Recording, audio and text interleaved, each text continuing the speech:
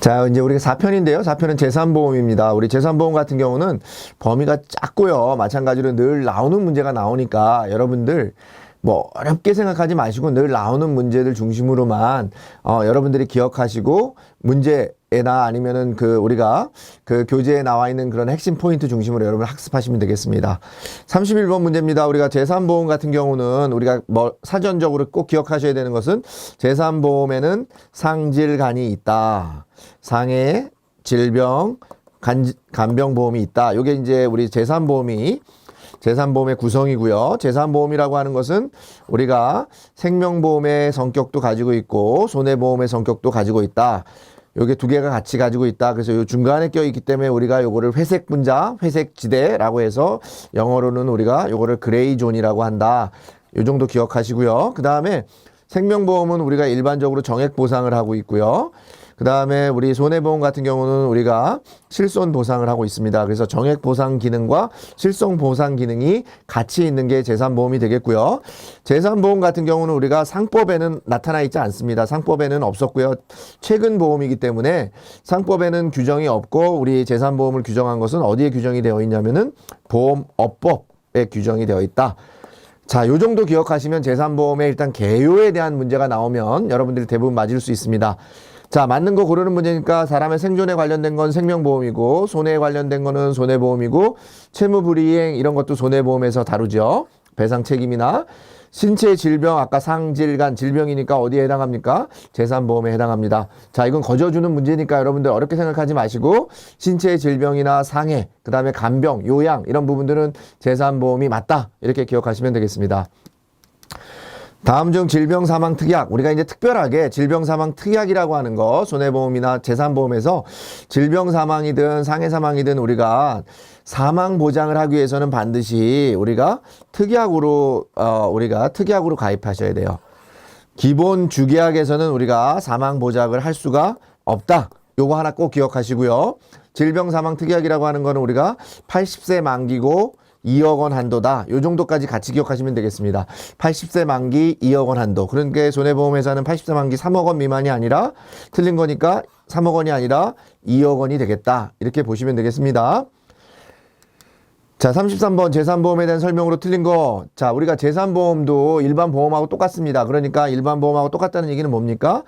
순수하게 환급형이 없는 순수 보장성도 있고 만기에 환급해 줄 수 있는 만기 환급형도 다 요 두 가지로 다 개발이 가능하다는 얘기입니다. 그러니까 순수 보장성으로만 개발해야 된다? 틀린 내용이 되겠죠. 자, 우리가 앞서서 말씀 계속 드렸어요. 문제 푸는 요령 중에 뭐뭐만, 뭐든, 반드시 이런 지문이 들어가면 여러분 의심해야 돼요. 의심하시고 금지 읽어보시고 아, 이 문제가 틀렸다 이렇게 골라내시면 시간도 줄이시고 여러분들 정답을 고를 수 있는 확률도 높일 수 있다. 그런 말씀 다시 한번 드리겠습니다. 34번 상해보험에 대한 설명으로 틀린 거 그러는 문제입니다. 우리가 상해보험이라고 하는 것은 상해보험 사고에 어떤 특징이 있어요. 우리가 상해는 질병은 내재적인 거죠. 우리가 외래적인 사고에 의해서 나타나면 그건 뭡니까? 상해죠. 그래서 우리가 상해라고 하는 것 특징은 뭐냐면 외래성, 그 다음에 당연히 우연성. 우연하게 사고가 나야 되고 갑자기 나타나야 돼요. 그냥 꾸준히 나타나는 것은 질병에 가깝죠. 그죠? 그렇기 때문에 몸에 상처를 입는 부상보다는 넓은 의미고요.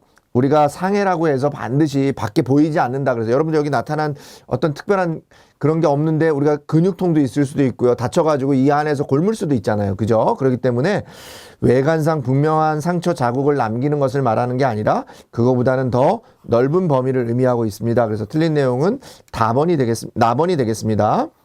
그러니까 한정하지 않고 더 넓은 범위로 우리가 상해라고 하는 것을 정의하고 있다. 이렇게 기억하시면 되겠습니다. 자, 35번 상해보험에서 피보험자의 직업, 직무, 변경, 통지 의무에 대한 설명으로 틀린 거 그러는 문제입니다. 직업, 직무, 변경, 통지 의무는 우리가 상해보험의 어떤 상법에서 규정하고 있습니다. 상법에서 규정하고 있는데요. 여기 나와 있는 것처럼 우리가 기본적으로 보험 설계사에 알리면 안 되고요. 반드시 회사에 알려야 되고요. 지체 없이 우리가 통지해야 되고요. 무관한 사고에 대해서 당연히 무관한 사고니까 우리가 보험금을 삭감하거나 보상하지 않는다. 말이 안 되는 거죠. 그죠? 그 다음에 계약자가 직업, 그 게을리한 경우에 보험회사는 그 사실을 안 날로부터 1개월의 계약을 해지할 수 있다. 우리가 직무 변경 통지를 하는 부분에 있어가지고 해지할 수 있고요. 조금 전에 말씀드린 것처럼 사고가 변경된 직업 직무와 관계가 없는 경우에는 보험금이 삭감되지 않고, 왜냐하면 내가 그 어떤 직무나 직업과 관련해서 변경과 관련해서 그 사고는 관계가 없어요. 그렇다고 내가 알리지 않았다 그래서 관계없는 사고가 났을 때 그거를 줄이면 무슨 문제가 생깁니까? 계약자에게는 훨씬 불리하죠. 그렇기 때문에 직업 직무와 관계없다라고 하면은 삭감되지 않는 게 원칙입니다. 그런데 여기서는 지금 뭐라고 되어 있습니까? 삭감하거나 보상하지 않는다. 그러니까 틀린 부분이 되겠습니다. 질병보험의 질병에 대한 설명으로 맞는 거, 우리가 질병이라고 하는 건 어떻다고 얘기했습니까? 아까 내재적으로 꾸준히 존재하는 것을 우리가 질병이라고 얘기했습니다. 그래서 급격히 진행되는 거 우리가 뭐라고 얘기했냐면 상해에 가깝다 이렇게 얘기했습니다. 그래서 상해와 달리 외래성은 인정하지 않고요. 내재적으로 발생하는 게 질병입니다. 다시 한번 기억하시면 되겠고요. 물건을 들다가 허리를 다친 경우 물건을 드는 거니까 외래적인 사건이니까 이건 상해고요. 급격히 진행되는 거 상해고요. 노화로 인한 건강의 회사는 질본. 자, 노화로 인한 것도 우리가 노화로 해서 병이 발생하는 것은 질병에 해당하죠. 그러니까 이것도 틀린 지문이 되겠습니다. 정답은 2번.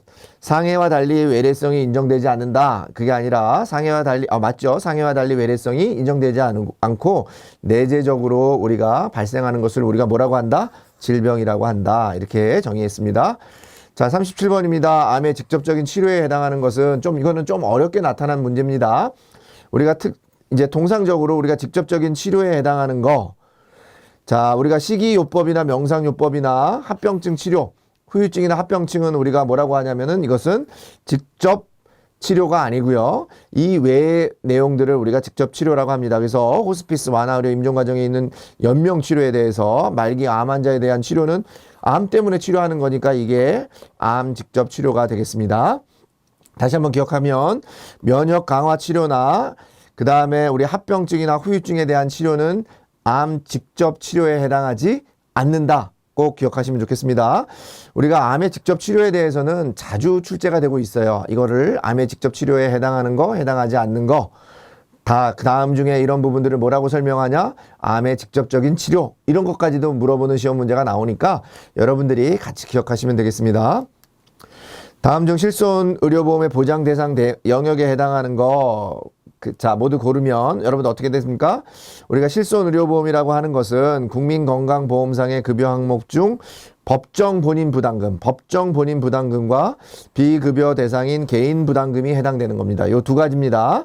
법정 본인 부담금, 그 다음에 개인 부담금. 요게 우리가 실손의료보험에서 여러분들에게 보상해주는 내용이 되겠습니다. 그래서 국민건강보험 부담부는 우리가 실손의료보험에서 보상해주는 게 아니라 이건 어디서 보상해줍니까? 네, 국민건강보험에서 보상해주죠. 그렇기 때문에 정답은 나와 다가 되겠습니다. 자, 민영장기간병보험에 대한 설명으로 틀린 거. 민영장기간병보험. 우리가 먼저 민영장기간병보험이 공영장기간병보험보다 먼저 도입이 됐습니다. 우리나라에서는 실손보상 형태로 지급되는 게 아니라 간병보험 자체는 우리가 실손 정액 다 보상이 되지만 민영장기간병보험 같은 경우에는 정액 보상 형태로만 판매가 되고 있습니다. 민영장기보험 같은 경우는 뭐로만 판매가 되고 있다고요? 예, 정액 보상 형태로만 판매가 되고 있으니까 틀린 게 되니까 1번이 정답이 되겠고요. 나머지는 우리가 한번 읽어보시면 되는데요. 우리가 주로 주계약으로 가입하거나, 그 다음에 일상생활 장애 상태가 되는 경우에 보험금을 지급하고요. 간병보험이니까 갱신형 또는 비갱신형으로도 구분이 가능하다. 이 지문도 우리가 자주 틀린 지문으로 나오니까요. 갱신형으로만 우리가 판매가 가능하다. 이렇게 나올 수도 있으니까요. 갱신형, 비갱신형 다 가능하다. 기억하시면 되겠습니다. 자, 이제 우리가 마지막 문제인데요. 질병보험과 상해보험의 공통점 이렇게 물어보는데요. 자, 질병보험하고 상해보험의 공통점이 아닌 거 물어보는 문제입니다. 그래서 우리가 아까 말씀드린 것처럼 질병보험하고 상해보험에서 우리가 질병 사망을 보장하는 것은 반드시 뭐에서 보장할 수 있다 그랬어요?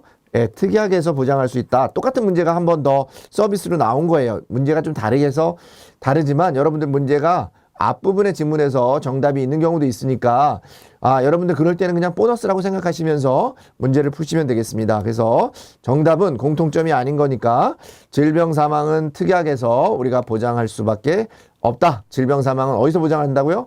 예, 특약에서. 질병 사망 보장은 우리가 특약에서 보장한다. 질병 사망은 반드시 특약에서 보장한다. 이렇게 기억하시면 되겠습니다. 자, 우리가 이제 4장 제3보험 같은 경우도 범위가 짧고 늘 나오는 문제들 나옵니다. 우리가 직업, 직무 변경 통지에서 우리가 이제 해당하지 않는 거, 이런 거. 그 다음에 우리 상해보험, 질병보험, 그 다음에 간병보험에서 각각 문제가 출제가 되고 있고요. 질병이나 질병이나 우리가 간병보험은 문제수가 거의 안 나옵니다. 한 3문제, 4문제밖에 안 나오고요. 한 5문제 이상을 주로 어디서 나오냐면은 예, 상해보험에서 나오고요. 상해보험 사고의 요건 이런 거에서 같이 나오니까 여러분들 그 상해보험 중심으로 먼저 보시고요. 시간이 없으신 분들은 앞서서 제가 말씀드린 것처럼 지금 설명드린 오늘 실전 문제 풀이해서 풀어준 정도만 여러분들이 숙지하셔도 충분히 좋은 점수를 받으실 수 있을 것 같습니다. 자, 다시 한번 무더운 여름날 여러분들 건강관리 조심하시고요. 이 실전 문제풀이가 여러분들의 합격에 큰 도움이 됐으면 좋겠다라는 바람으로 강의를 마치도록 하겠습니다.